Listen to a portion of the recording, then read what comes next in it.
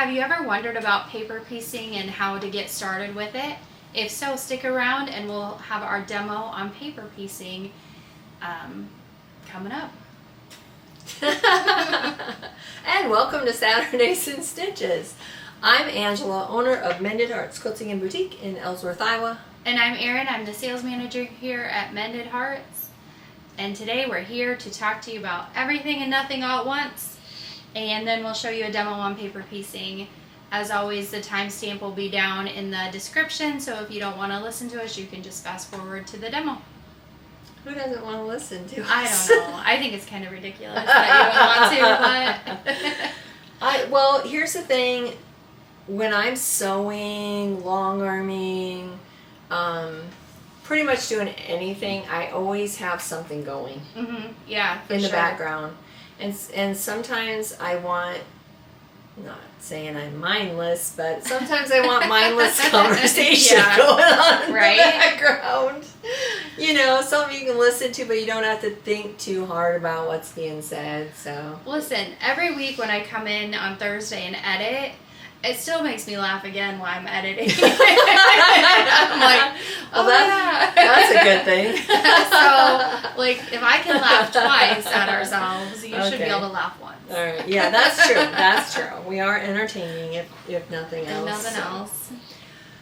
Okay, let's see. So last weekend, I went to a concert. Oh yeah, Luke Combs. Yeah, so I went to a Luke Combs concert, and I'm not a big country music girl, but I like going to concerts because it's entertainment, you know. She's like, I'm not a big country music fan, but I've been to 115 concerts. That is no lie, because my teenage daughter she's in love with Ty Myers, and he was playing there. That's one of the reasons that we went, because she really needed to see him. So, and it was beautiful. He sang her favorite song, and she just sat there like this, recording it. Oh my goodness! So that was good, but it was a very interesting concert. And how many bands were there? Five bands, wow. I think. But what was interesting is when we were going, my husband said something about, well, we need to stop and talk to this person because they're tailgating. Yeah. I said, what? People tailgated this concert. Yes. I saw all over Facebook. I had Facebook friends posting, like, because I think it was cold, wasn't it? Oh, like, it was cold and rainy and... Yeah, that's it, right? And the stadium's open. The stadium's completely open. Oh, bad day to start tailgating at 8 a.m. or whatever time it was. I'm like, we tailgate for concerts now? Yeah. Apparently we do. So this is fun. I had this conversation earlier today, and I find this funny because, I'm Gen X, heavy metal, rock and roll. That's what's in my soul. And now I'm going to all these country concerts. But I will tell you, I have seen more drunk people, more people get into fights at these country concerts than I've ever seen at rock and roll. Oh, 100%. Like, we went to all the outdoor country bash concerts, you know. Oh my gosh. Drop down. We're both like, drunk, oh my gosh. Like, can't even walk out the grass. And that's before the concert starts. Yeah, it's crazy. And like, we're in line to get in, and people are like, And I'm like, oh boy, when you lay your head on your pillow tonight, you are not, the whole world's already, I know, the whole world's already spinning. It's over for you. Yes. Yeah. Oh my gosh. Yeah, that is true. Yeah, country concerts are crazy. Yeah. And I mean, I'm not saying that it doesn't go on at rock and roll concerts. Of course it does. It's just different. It is different. Yeah. And I've just seen, I suppose that happens more after the concert, because most of us are pretty darn sober going into that concert. Afterwards, I don't know. But these country concerts, I'm like, why did you buy a ticket when you're, you know? It's very, yeah. Well, it's especially interesting. when, like, beer's like $10 a beer. 15. Oh, are you serious? I'm serious. Oh my gosh. $15 a beer. I don't drink beer. But this was the thing. I told my husband to get me a Pepsi 'cause I'm the designated driver always. So I said, get me a Pepsi, a hot dog, and a popcorn. So he got me those, and he came back, and the popcorn was like a bag, like maybe like this. If you ever go to Tyson's and fill the little bag, you know what size bag I'm talking about. Anyway, it was a small bag. It was $6, and he couldn't quit. He was next to me. Every time I take a bite, that's $6 popcorn. That's $6 popcorn. Okay, Thank you. I know, right? So I said, I'm like, how much is that beer? And he goes, it's $15. Well, okay then. I mean, do we want to start doing math at the concert? Because I will. Yeah, so it was extremely expensive, and and they ran out of things, and it's all over social media right now. Like anybody, if you're on TikTok scrolling, there's a lot of people on there talking about the Luke Combs concert at Iowa State University, but people are dogging on Iowa State University for their rules within the stadium. But what they have released is that venue is rented, and it's, what would you say, the promoters, so it's not, they don't make the rules. okay. Yeah. So we went to George Strait there last year. That was a hot mess, I heard. Oh my gosh. Like, before George even got on the stage, the beer was gone. Yes. And there was, I thought we were going to have riots because the beer was gone. And it's like, if you can't go out and have fun without beer, maybe you need to look at something else. Like, don't get me wrong, me and my friend, we each had a drink and whatever, but it wouldn't be the end of the day, and it wasn't, because the beer ran out, you know? Yeah. But there was some very angry people. Yes, I heard. And I was like, you know, if they put these big, huge football events going on, like, why wouldn't they be prepared for a concert? Right. But if it's not them doing it, if it's a promotion company. I think the promoter or whoever behind the scenes plans these concerts, then they rent or lease whatever the venue, and one of the complaints was the doors opened at 5:00. The first band started at 5:20. Oh. How many of us were there? How much does that? Was there 60,000 tickets sold? I think something like that. Wow. You think you're going to get 60,000 people in the door in 20 minutes when you're checking bags, scanning tickets, doing all the things. So people were upset because they missed the first band. They have no idea what went on there. And those bands are usually newer people trying to make a name, which is wonderful, and they were really good. It was a husband and wife. Oh my gosh, I'm trying to remember their name now, because James and Louise or something. I can't remember their name. Anyway, they were a husband and wife, but it was either Thelma or Louise, because my husband kept saying it's Thelma and Louise going on, and I'm like, that's not their. Oh my gosh. That's not the name. I think it was James and Louise or something. I don't even know, but now I don't know who they are because he wouldn't shut up. But anyway, yes, it was a whole experience with all the tailgating going on, and I just thought that was hilarious. I'm used to just going to a bar, having a few drinks, and then hitting your concert. Or going out for supper before or something, but all the tailgating, the craziness, and but it was a very, very good concert, I will say that. It was good. Last summer we went to Trace Adkins in Fort Dodge. He was they close off the downtown, one of the downtown streets down there, and have it all closed off, and then it's lawn chair seating, first come, first serve. And I think I worked that day and then went right from work to the concert. They didn't have any food. I'm like, what do you mean you don't have any food? Like, they didn't have food trucks. I don't know. They had beer, they had water, they had pop. But do you think we could get a plate of food? That's so it was weird. crazy, yeah. And then, like, you're in a city street, so you only have so far to put your lawn chairs. And they had people walking around going, you need to scoot closer together to get more chairs in. It's like, who wants to do that? Yeah, ew. So, but That's it was why fun, you though. want- But it was just, I mean, every concert, I guess, is a different experience. It is, yeah. And I don't know if this happened at George Strait for you guys, but at Saturday's concert, it was a 45-minute wait for the restroom. You stood in line for 45 minutes. Oh, my gosh. You're missing the concert. Yeah.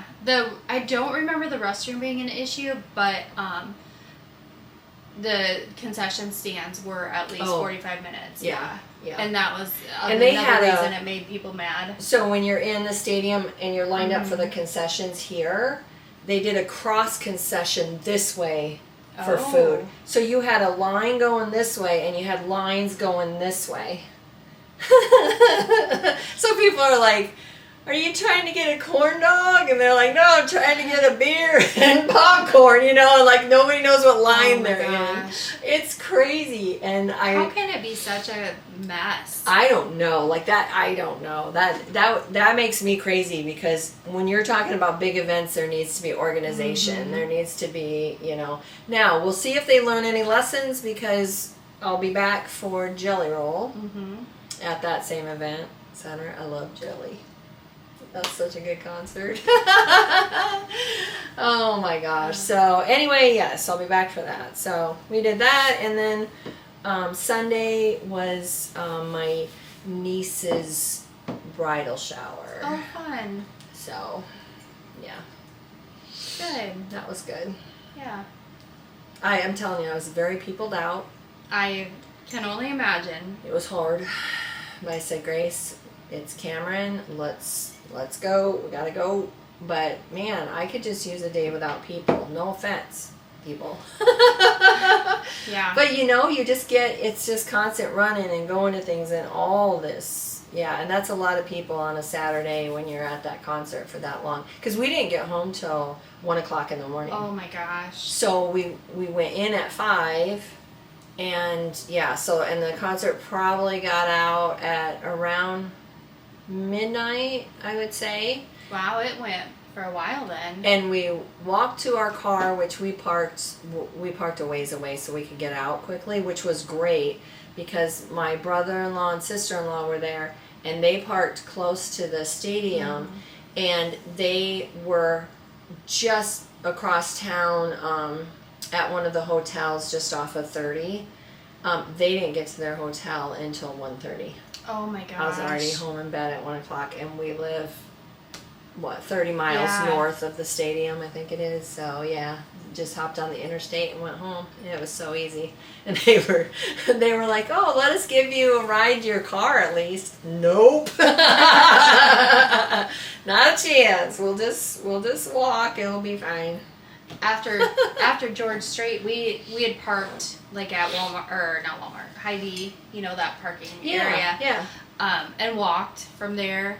And then on the way back, there's, lots of people walking that way. Yeah. And there was this whole group of drunk people.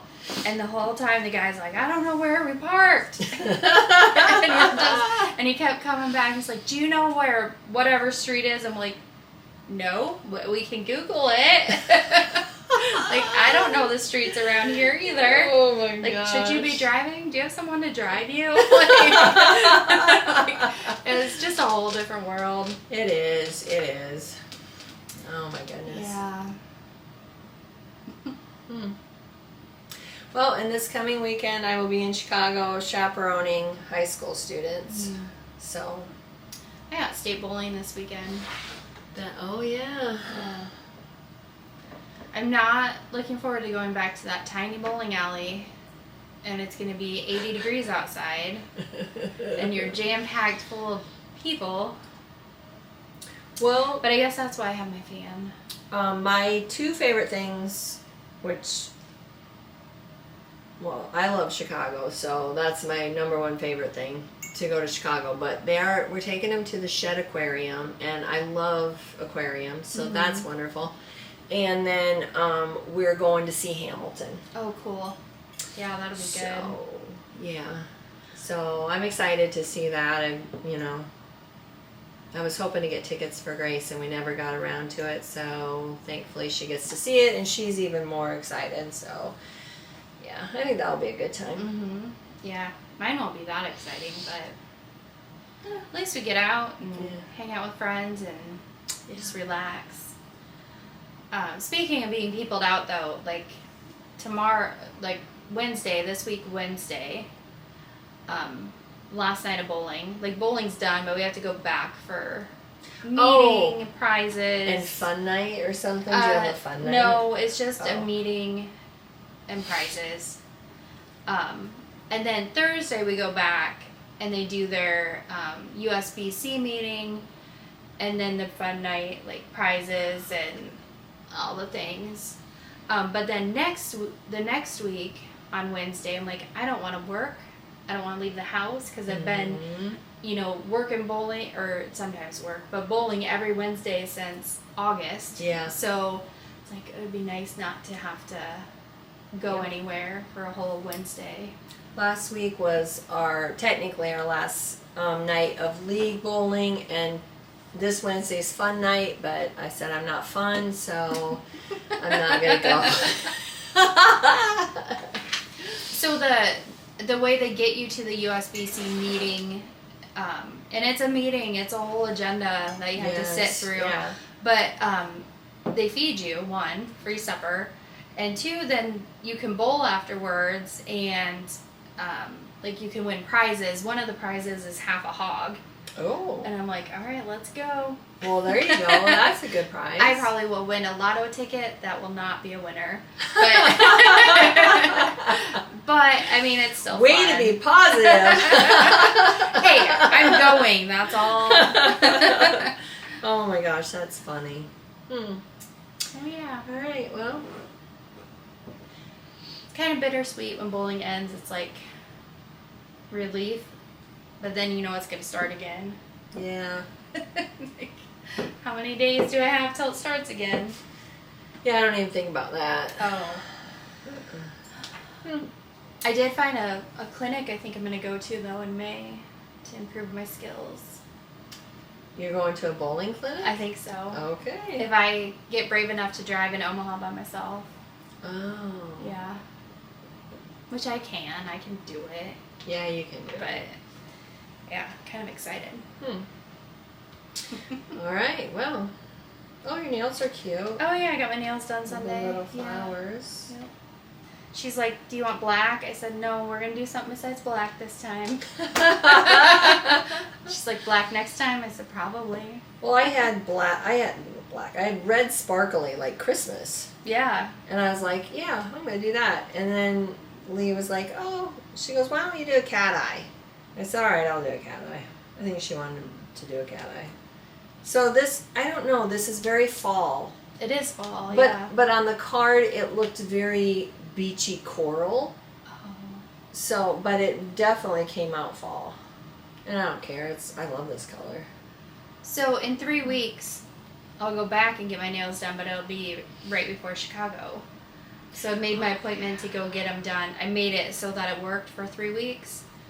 So she's like, I'm like, okay, we're going to have to do something fun for my work trip. We're going to take them all off and have big, long, fun nails. You are? Yeah. And then I'll go get them cut normal again, but but I thought for fun I would do it. Yeah. I have no idea what I'm doing. Mine will stay this size because then I've got a training the following week, so I won't have time to get them done in between. So I just there's 2 nail shapes I'm obsessed with, and she's like, you can't have those unless you want them long. The daggers, the points. Yeah. Yeah. And she every time she's like, no, they have to be longer. Yeah. So I'm like, okay, this will be a good try. Oh Lord, aren't those called coffin nails or something? Coffin nails are straight on top. Oh, okay. And then the other ones are stiletto. Oh, stiletto. Yeah. That's right. Okay. No, I can't. These get a little bit long, and I can't pick things up, and it's driving me crazy, and I'm hitting them. And I know. No. And it wouldn't be realistic for. But that's, I mean, you're going to be gone for a week, but so like, that's fine. No typing, no sewing, yeah. Okay, well, what else we got going on? Until I find some yarn at the fiber store, and you can knit with it? And I'm like, I can do this. I have a new hobby. Oh my gosh. Every year I think I'm going to turn into a knitter or crocheter. And I know, because they have beautiful things. I know, it's so tempting, but I can't. So I just don't get the hang of it. That's a good question for you. If you're not mind-numbing yourself and you're actually listening to us, put it in the comments. I like mind-numbing stuff. It's fine. Put it in the comments. Like, what are your things? Like, because if you're a crafter of any sort, you have multiple things. Oh, sure. Like, you have a main thing. Like, I'm a quilter. Mm-hmm. That's my main thing. But I do like cross stitch and hand embroidery, and I also like I like to knit, but when I'm knitting, I always think I should be quilting. So I don't do that a lot. I won't say that's my favorite thing, but I know how to do it. I do it, but I like to do handwork. I like cross stitching and hand stuff. I don't do it as much as I'd like to. I used to do scrapbooking. That's one thing I cannot do. That is not on my list. I don't know. And I've tried stamping, and I've tried scrapbooking, and I've tried wood burning. Just walk around Hobby Lobby. I've probably tried it. Well, it's funny because I know scrapbookers, and they're like, I cannot quilt. Why would you cut up perfectly good fabric and then sew it back together? And I'm thinking, you chop up all kinds of paper and things and put bling and ribbons and all kinds of stuff on your paper, but what? No. So yeah, comment what things you do. Like your number one, your favorite thing, all the way down to maybe your least favorite, but you know how to do it. Have you ever tried wood burning? I did that years ago. I tried. Oh, we're going to do, so I'm going to get a group of people together, and we're going to do a pottery class. Ooh. I've always wanted to do one. Yeah. So I think what I'm going to do is set a date and then notify everybody this is when the pottery class is. If you want to go or, do it in this group, then sign up. I took a group of Boy Scouts to learn pottery at a place in Waukee, I think it was. And these were 13, 14, 15-year-old boys. Mm-hmm. The lady was so not a kid person. She couldn't talk to them. She couldn't get them to cooperate. And then when they were, boys. Teenage boys. When they were doing their stuff. And then she would get mad. And, it was such a disaster. Yeah. Such a disaster. Yeah, they like to mess around. And they do. Yeah, they're funny. Yeah, we were both scout leaders. Yeah. Yep. Boy Scouts. Yeah, we both had Boy Scouts. That took a lot of energy. A lot. Oh my goodness. Yeah, it was yeah. fun though. That was fun. So, all right. Okay, well, no kit talk today. No. But we will be back next week with kits Mm-hmm. and more things to talk about. So right now, I think we will pass it off and we'll show you the demo on our paper piecing. Ready? Okay. So today I wanted to talk to you about these Scrappy triangle foundation packs that we have. So basically these are paper piecing, which sometimes that throws people off, but I'm here to help you. and these make 3-inch squares. Basically with this pack, we're making half square triangles. But you can see in the front of it, it has instructions on how many blocks you need for everything from a pillow up to queen size. It also has instructions on, you know, how much fabric you need. You need 1 yard of scraps and a ½ yard of background fabric to make this whole pack of 50.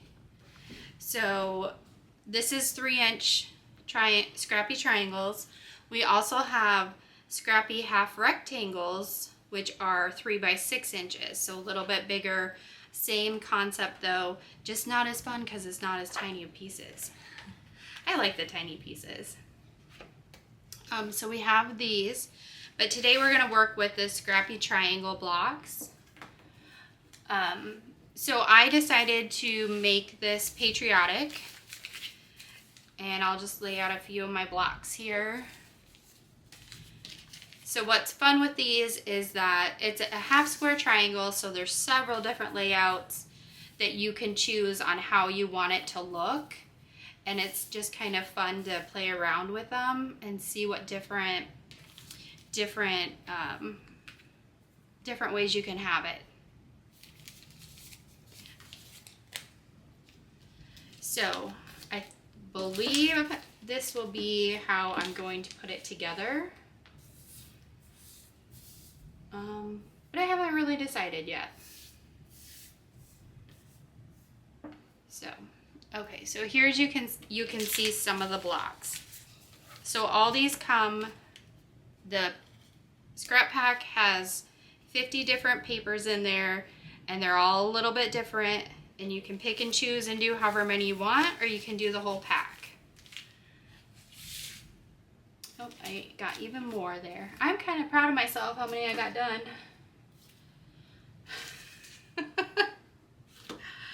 I think once you start going, it can be very addicting, and you just don't pay attention to how many you're doing. This is very relaxing for me, like the whole paper piecing and just not worrying about my seams and just going. So on this lady's website, Lila Gardonia, I think is how you say her name. She does have layout sheets of different half square triangle ideas. So I printed this out. You can see, I mean, it's just endless. As you know, if you've done half square triangles, you can do, it's crazy the amount of different patterns you can do. You can do pinwheels, chevron, that's just triangles, stripes. I love it. It's very versatile. All right, but now I want to show you the actual process. So we have our paper here. I have pre-cut my background, and it tells you in the instructions what size to cut of triangles, so you can just easily pick them up and piece with them. And then I grabbed, this one has 4 different pieces here, so I grabbed 4 different fabrics. The other nice thing about this is some of these pieces are tiny. So you can save even your tiniest pieces and use them up for a later block. Like that's probably, I don't know, ½ inch square right there. So, and you can see I put the little star in the middle. And you all have tiny pieces. I know you do. Yes. Because I do. Yes.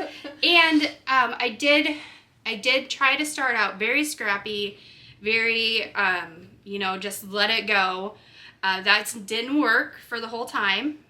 But I started that way. But I found I needed more solids and blenders in here because of the piece is so small. If you put 5 different patriotic pieces in there, it'll look great. But you get more definition if you add some solids and blenders in there to really pop the pieces.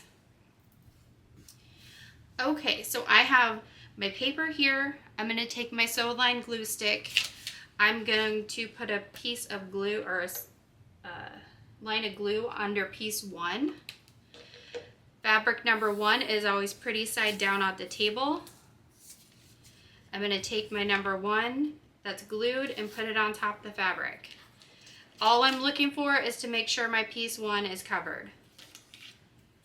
Now I can take my, whatever you're going to use as a folding tool. If you've taken a class here, I have these cards made. Mine looks pretty horrific. Cut the edges off, and it's all, you can tell I use it every time, but it does have the instructions on it. So I will take I will fold between line 1 and 2. And then I'm going to take my add a quarter ruler. I use the small one for this because it's so tiny. It makes it a lot easier to work with. And then you will trim off on your add a quarter. So I have piece 1, and then I'll just grab my piece number 2. And there's no order, I just cut. You can see it's not even cut like real clean. But then I'll add piece 2, and I'll take this to the sewing machine, open it up, and I will sew on line 1.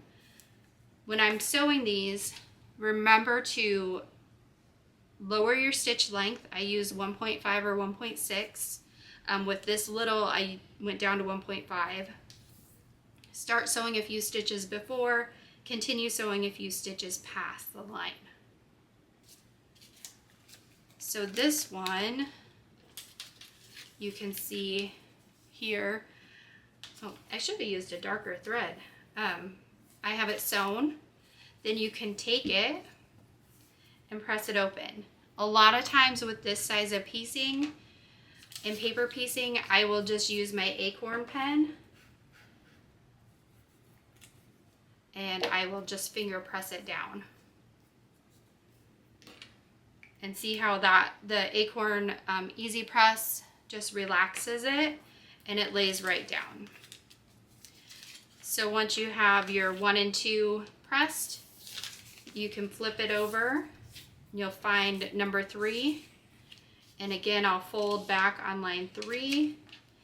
And this is where you should have sewn a few stitches beyond the line. And it's okay to go ahead and turn this back and rip out those stitches and trim from there. And I have another piece with more stitching on it that I'm going to show you that better.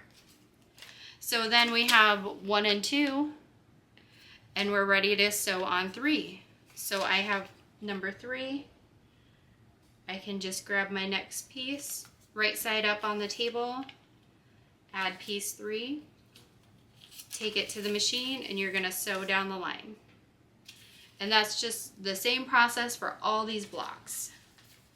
You're just going to keep repeating the glue, and then you're going to fold it, press it, trim it. I think that's why I like it, because it's repetitive and I don't have to worry about really what I'm thinking about. I can listen to my book and just relax. And you don't have to worry about your 1/4 inch seams. So I wanted to show you a little bit closer. Like this one, the whole front 1 through 6 is pieced, and then 7 is my background. So you can see the stitching has gone into number 7. So I'm just going to take my card, fold back on 7, and then where there's stitches, you just rip it down.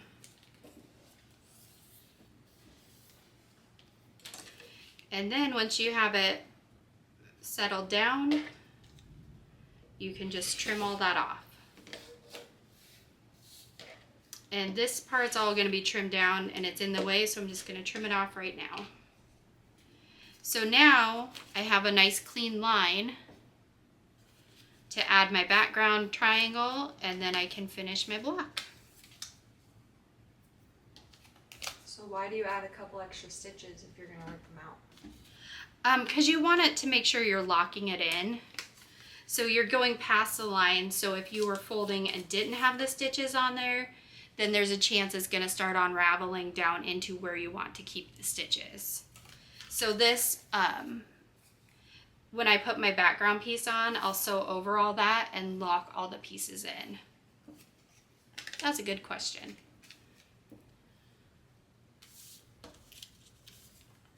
So once you get your block all the way done, it might look a little funky. You might have longer pieces out the side, and then we're gonna take it and trim it all down. So I like to use a smaller ruler when I do that.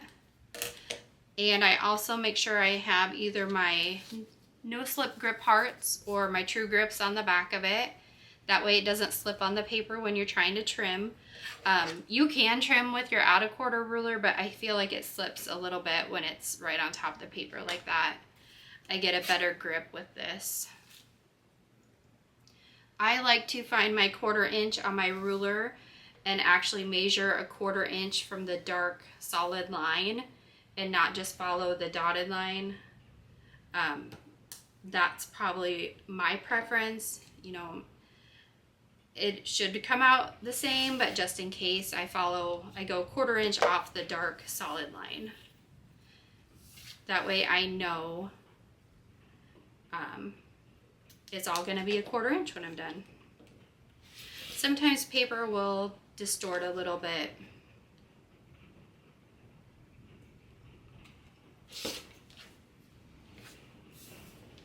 Here comes the rain. Is it raining? Is that what it's raining. Oh, okay. Yep. While you're doing that, we've got a few comments. Nona says, love your demos. Cheryl says, I like the idea of your layout. And then Kate said, who are the patterns by? This is by, I think you say her name, Layla Gardunia. Gardunia. And her first name is Layla, Leila. So she does, these are the Scrappy triangles, and like I said, we have this Scrappy half rectangle, and it's just a pad of paper, and it's ready to sew on.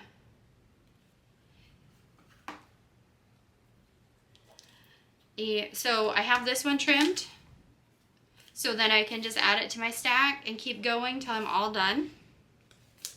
I did want to show you guys, like, even though these are little pieces, I had some Americana chickens, so I did fussy cut those out so you can really like have some fun in here.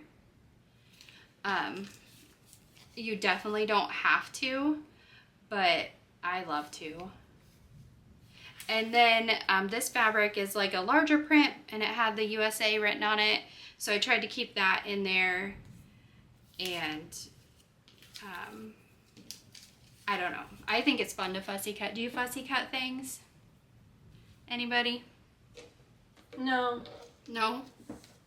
I do. I mean, obviously I do when I'm English paper piecing, but I don't really get to do that very often. So I can't say that I fussy cut hardly at all.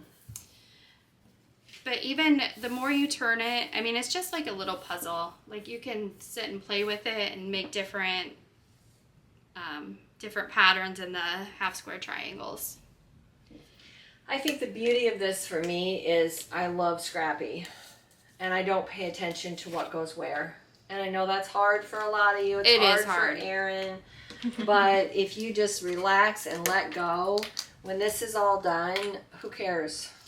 It's going to look great. So I think, like, for me, I would have picked a couple more.